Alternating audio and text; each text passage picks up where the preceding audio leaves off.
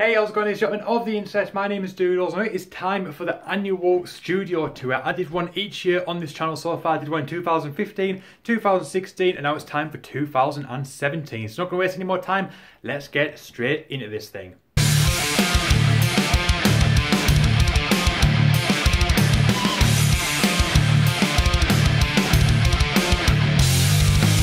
So if you guys watched last year, I know quite a few people do enjoy watching these, which is why I keep doing them. But if you guys watched last year's, you may notice that there hasn't been a great deal of change from 2016 to 2017. You'll probably notice more change from 2015 to 2016 than you will from 2016 to 2017. So if you've seen last year's, you may notice a lot of the things are the same, but there's a few changes, mainly a few new guitars I've got.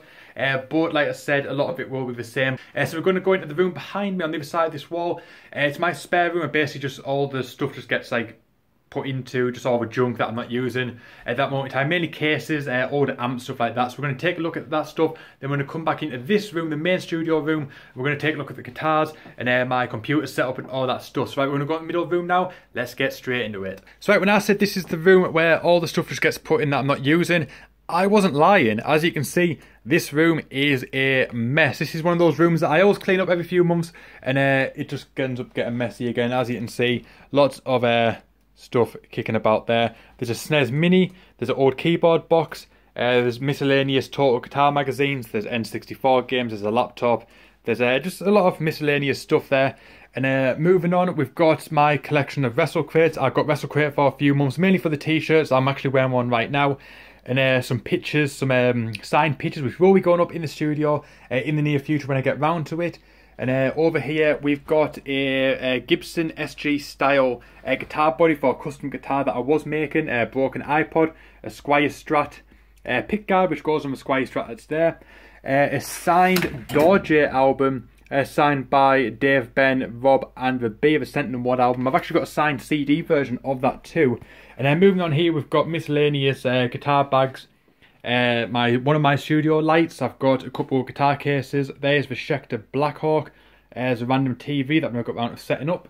A box for the Vox VX1, I believe. That's actually inside the box. Same with the PV Viper. And if I move this bag, these couple of bags, there's a Fender Mustang there, and there's also the Marshall Code there too, and then just my collection of CDs. And signage stuff, there's a Battlefield Hardline and Grand Theft Auto 5 promotional thing, which I've never got around to putting up in the studio. And yeah, as you can see, this is literally my junk room where stuff just gets stored and never sees the light of day again. So yeah, that's pretty much all there is to say about this room. So let's go into the main room. You guys want to see that and I want to show you guys it. So as you guys will know, you guys will have seen this time and time again, this is my blue screen. It's basically a makeshift green screen, but it's blue instead of green. This is, I believe, just bed sheets from Tesco, a local supermarket chain here in the UK. Basically, that's all it is, just bed sheets. I think it's two king-size ones nailed together there. It's makeshift, but it does the job. You see it time and time again in videos. Moving on, we've got my sort of little shelf of collectibles. I've got Super Smash Brothers for the Wii U, got Zelda Twilight Princess Special Edition and Super Mario Maker Special Edition for the Wii U also. We've got my collection of Amiibos and pop vinyls, as well as a cool Mortal Kombat Scorpion figurine there, and a collection of 3DS games. And if I move this chair to the side, you can see my collection of games, ever decreasing in size as I sell them. If I stop playing them, I need money, stuff like that. I trade them in and buy other stuff. But there's a collection of games there. Mainly Resident Evil stuff is the games that I don't sell. I'm trying to build up a Resident Evil collection because it's probably my favourite franchise of all time. As you can see, I've got Resident Evil 6 Revelations, Resident Evil 5, Operation Raccoon City. Then down below we've got a couple of them on Wii. We've got Zero, the 1 remake, Umbrella Chronicles, Darkside Chronicles. And on the GameCube we've got Resident Evil 1, 2 and 3. And I'm going to be collecting a lot more of them too. And I've got my guest studio chair. This is basically the chair where if anyone's in the room as well, they sit on. It's a really comfy chair. I believe these were about 600 quid. And then my grandparents are getting rid of one. They were binning it because they didn't have room for it anymore. They were getting replacements. And I love these chairs. Every time I go around, that is the chair that I sit on. So when they were getting rid of it, I just had to have it. I've got nowhere to put it in the house, but it's too comfortable to get rid of. So that's why it's been there. It's been there for ages. And it'll probably stay there for a long time to come. Moving on, we've got a Yamaha Pacifica. I believe this is a 1998 model. It doesn't actually work. There's some wiring issues with it. I haven't got around to fixing. I've had this guitar since, I think, about 2 years. And I've never got around to fixing it. And I probably never will. And behind it is a Guitar Hero controller as well. Moving on here, we've got my tripod that I use when I'm recording covers. However, the hinge in it is broke, so I've had to duct tape it. So it'll stay into place when I'm recording. Just so I can afford to get a new one, but as I said at the start of the video, my financial situation is a bit lacking, as I haven't been able to replace that as of yet. Moving on, this is one of my main guitars. This is a 2014 Gibson LPJ. Full Les Paul, just stripped back. It's just a very basic Les Paul, but it does the job and it is absolutely fantastic. Mahogany body, maple neck, rosewood fretboard. I'm going to get this for you. I'm going to put this on the chair so we can look at it in a bit better detail. But yeah, mahogany body, maple neck, rosewood fretboard. These are Gibson 61 pickups. These are slightly hotter than the Gibson 57s, which a lot of people love. And I think these, I would probably say these are my favourite passive guitar pickups that I've ever played. I absolutely love these things. You might be able to say, I don't know if you can, but it's shining up right beneath the pickup a little bit. It's starting to shine up very nice. Don't think you can see it on camera. And you can start to see a little bit of wear around the edges there. Don't know if I can focus, and you can start to see it starting to wear a little bit there, which I absolutely love. I love the fact that it's wearing, and that's one of the reasons why I was drawn to these LPJ models, because the paint is so thin that I really love worn guitars. So that was one reason why it drew me to it. There's the maple neck and the mahogany back too, the natural back, and the jack socket broke on the guitar. I don't know if there was a video online where basically I was recording, the strap came off the guitar and it smashed the jack, so the jack is hanging out. Never got around to replacing it. And I've took the back off, obviously, so because this keeps falling out, I've got to keep putting it back in place. But I do need to get a new jack for that, and that is something I will be doing in the near future. Because I don't play live, so it's not really a massive deal. But I don't want to sort of damage the guitar and the electronics further by not having it all pieced back together. There's another one of my studio lights. I generally keep one in the room just for general recording. I bring the second one in if needed. Below there is a beach ball from Wrestle Crate from Beach Ball Mania. You guys watch wrestling, you'll know that beach balls and the summer theme was very big at WrestleMania 33, and that's where that one came from. Up next we have a Schecter SB1. This is a bass based on the Schecter S1. Probably my favourite guitar shape of all time. I love my Schecter S1s. This is a mahogany body. Once again, a maple neck. Rosewood fretboard. I believe this is a 1998 model. Yes, it's 1998 model also, so nearly 20 years old. And these are EMG HZ pickups. I believe they're actually active, despite the fact that the HZs. Yes, they are. They are active pickups. And that bass sounds awesome. I don't use it near enough though, because I'm so used to my cheaper bass, my Westfield bass, which I'll show you a little bit later on, that despite the fact that the bass is nowhere near as good, doesn't sound as good, it just plays so comfortable that I don't tend to play this one. Which is a shame, and maybe it's something that I should maybe rectify in the future and start using it a lot more. Up next, I don't know if that was on last year's Studio Tour, if that's going to fall. I don't think that was on last year's Studio Tour. I don't think these next two guitars I'm going to show you were on the Studio Tour last as well. I know they definitely weren't. And next up we have the Bolt Blaze. This is the newest addition to the Doodles family, the Battle Square 1 HQ and the Miscast Studios. That is the Bolt Blaze. It's based on the Jazzmaster, I believe. And it is absolutely beautiful. Love that headstock shape. Love that sort of shark fin, that hook type of thing there. Looks absolutely stunning. This is a mahogany body. Once again, maple neck. Rosewood fretboard. I love the block inlays and it really finishes the guitar off nicely. I think if it had dots, I probably wouldn't have been drawn to it. Or something about the block inlays which absolutely just spoke to me and I just had to have it. Double P90s, and they're just Chinese, they're just cheap sort of Chinese unbranded hardware. And pickups, I've recently got this guitar a couple of months ago. I will be replacing the pickups to likely iron gear pickups, P90s, and I'll probably be changing some of the hardware too, maybe get some new tuners, maybe some new electronics and that. But this guitar is absolutely stunning. I think it actually went out of focus there. But yeah, this is definitely one of my go-to guitars since getting it. It's absolutely beautiful. I expect a full review of that very, very, very soon. But it might take a while because I keep playing the guitar rather than reviewing it, but it will come. Next up is another new addition to the family, and this is the vintage VE300 electroacoustic guitar. You guys will probably know that I'm endorsed by Vintage. I'm endorsed by Vintage and JHS, and this was the first guitar that I got from them as a vintage artist. I can't remember the specs off the top of my head. Possibly I don't think it was mahogany. It might be mahogany. Might be mahogany sides and back. It could be spruce. I'm not entirely sure. I'd have to double check with the specs. I'll put them on screen if I remember when I'm editing the video. If not, check out my vintage VE300 review that I did of it, and you can check it out there. But it's absolutely beautiful. It plays really well. It's not too big. The body isn't too big. I don't like guitars that are too big and thick, especially when it comes to acoustics. And yeah, this one's absolutely fantastic. You've heard it before. You'll hear it again, no doubt too. Oh, shit. Leave that blueprint. Next up is a 2012, it's either 2012 or 2013, Epiphone Les Paul 1960s Tribute. This guitar is absolutely beautiful. I always say that if you stick a Gibson headstock on it and nitro paint, you could easily sell this guitar as a Les Paul Traditional or something similar. That is absolutely fantastic. It would easily be worth 3 times its price if it was made by Gibson. This mahogany body, I believe it's a mahogany neck this time, with a rosewood fretboard, made in China. It's got the Gibson 57 pickups, which a lot of people love. I love the pickups, however, I do think they're a tad bright sometimes. They're good for playing general sort of classic rock, some blues, some punk, stuff like that. But I think when it comes to the more heavier metal stuff, I think they're a little bit too bright for my liking. But it's absolutely fantastic. You haven't heard this on the channel that much recently. I think the last time might have been the Metal Gear Solid 2 cover, maybe. I'm not totally sure. I'd have to go back and check.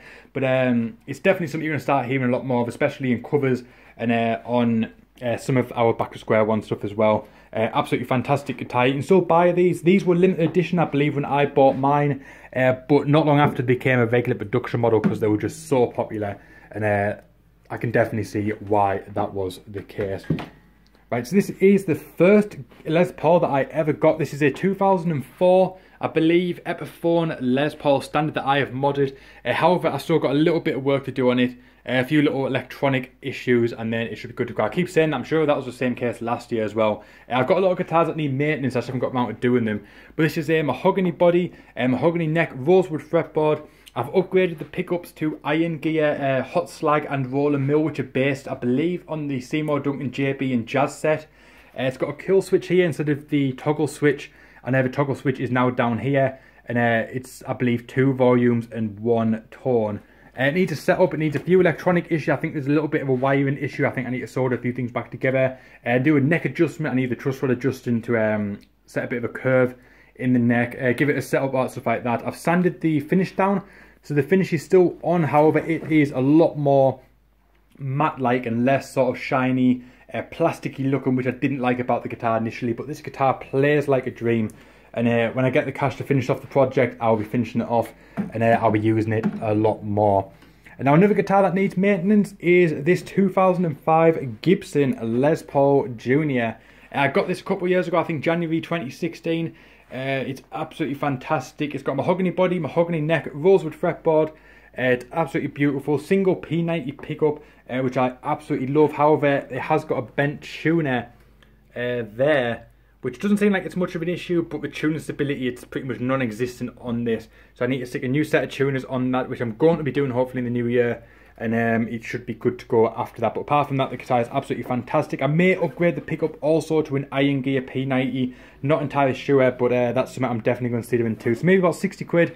And this guitar will be up and running again. Absolutely beautiful. I fell in love with Juniors because of Billy Joe Armstrong, and I'm still just as much in love with them to this day.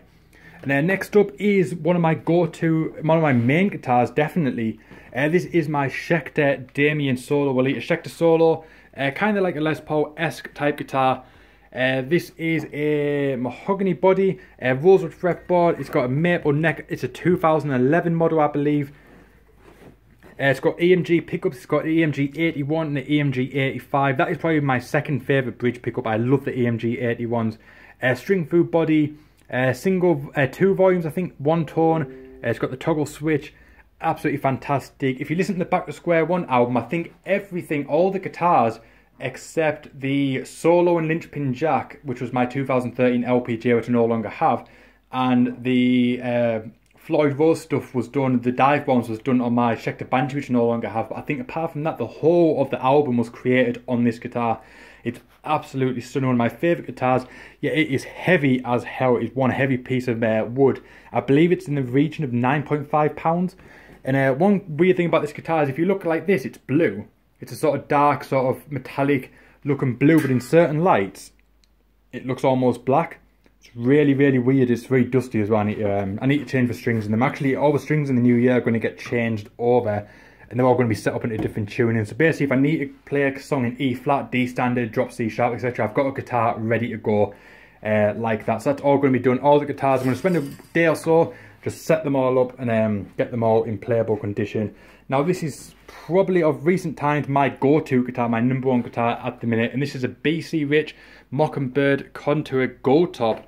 This is absolutely stunning. When I saw this Gold Top Mockingbird, I fell in love and I bought it almost instantly. I ummed and ahed over it for a couple of days, and then I just bought it. I just had to have it before it was too late, because they were starting to sell out. There was only a few left in the shop, and I had to get it before I missed out forever on it. And I'm so glad that I did, because I absolutely love this guitar.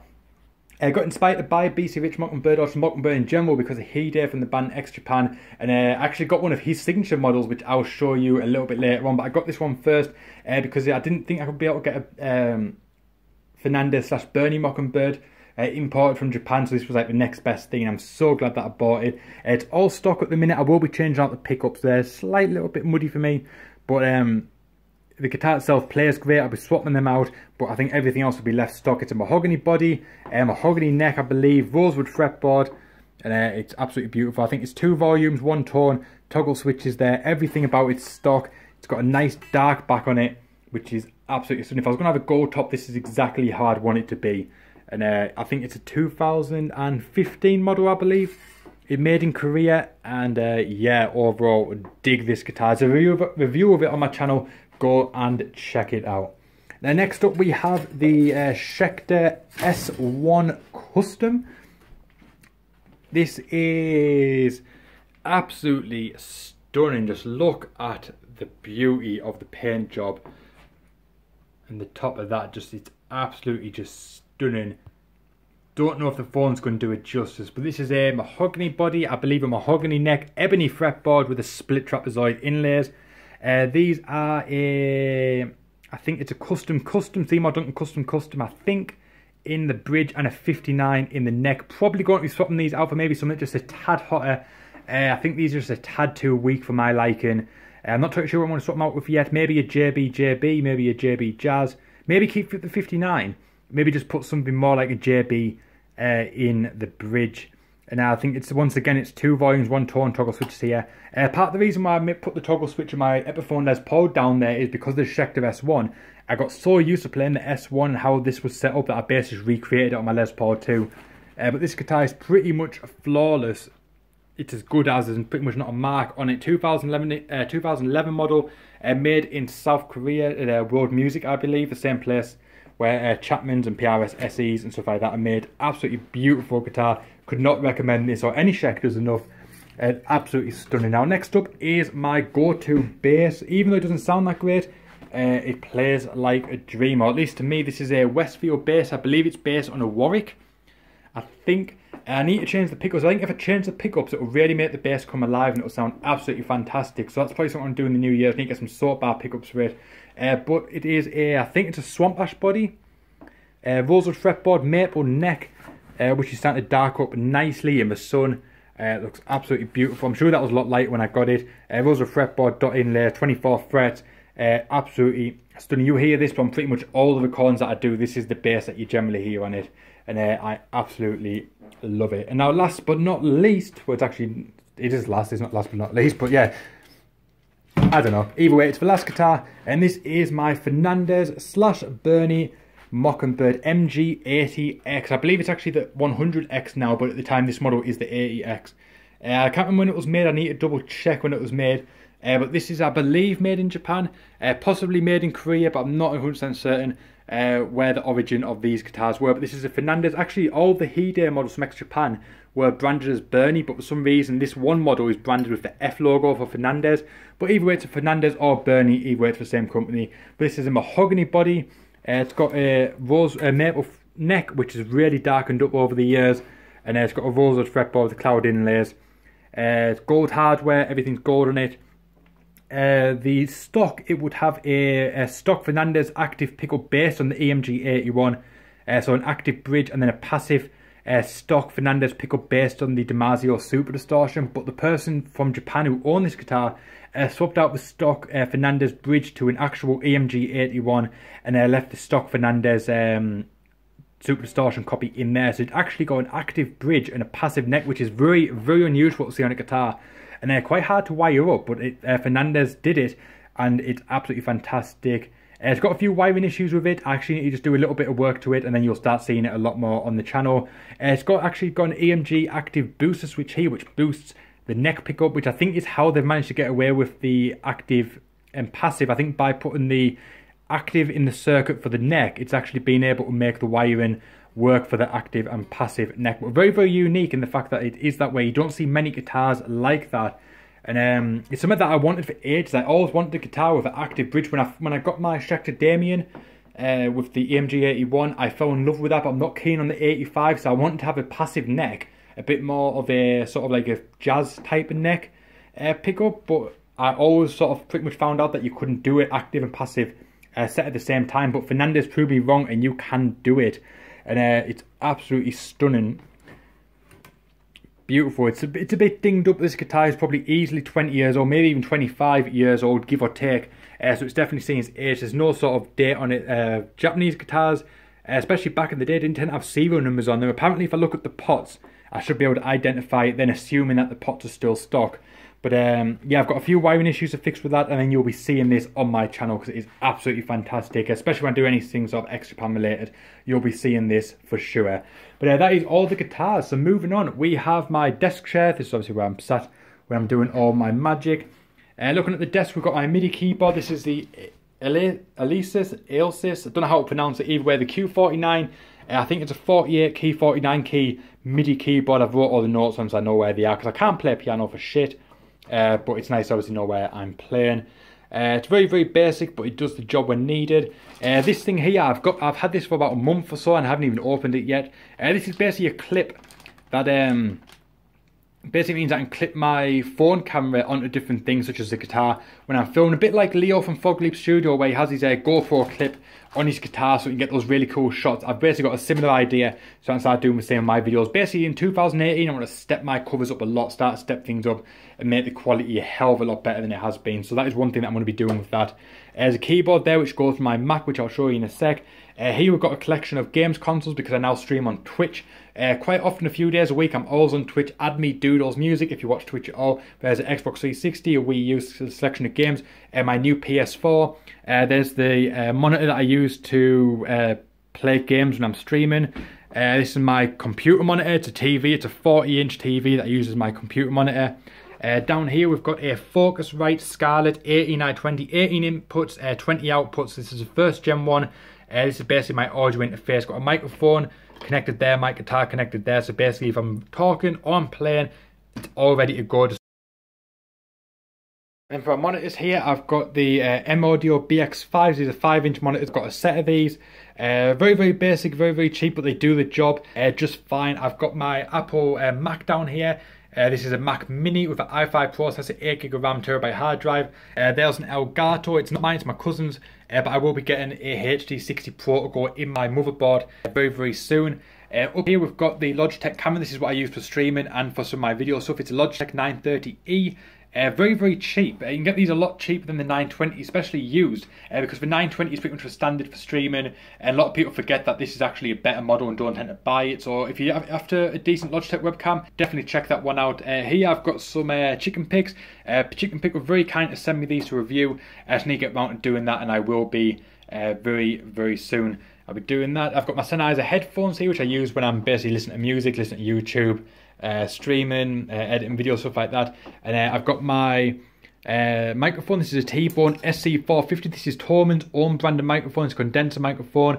I use this for my talk and stuff. And it's also connected to a new arm, which obviously if I'm making a video or I'm streaming, I can just move into position depending on where I need. Down here we've got a I don't know if the frame rate's going really weird. My phone's really acting up. But we've got a drawer of... We've basically got a load of crap here. We've got a Steam Link, which never unboxed. We've got a Black Star Fly 3. Miscellaneous pots, switches, cables, stuff like that. I'm not going to sort of show you all the stuff in here. Same with the drawers. Miscellaneous strings, cables, documents, stuff like that. Magazines. And it's pretty much the same here as well. And all that stuff goes into my computer, which is very basic and upgrading, but I can't afford it. I'll get around to it eventually. But it's a 4th generation Intel i5 4670 CPU into an MSI Z97 motherboard with 16GB of DDR3 RAM and a 2GB AMD R9 270X graphics card. I can't remember what the PSU is. I know it's 550 watts, but I can't remember the brand. And when I'm making music, I hope the frame rate's decent because it's really annoying me on here. On the actual recording, my camera's really playing up now, but the video's nearly done, so it's all good anyway.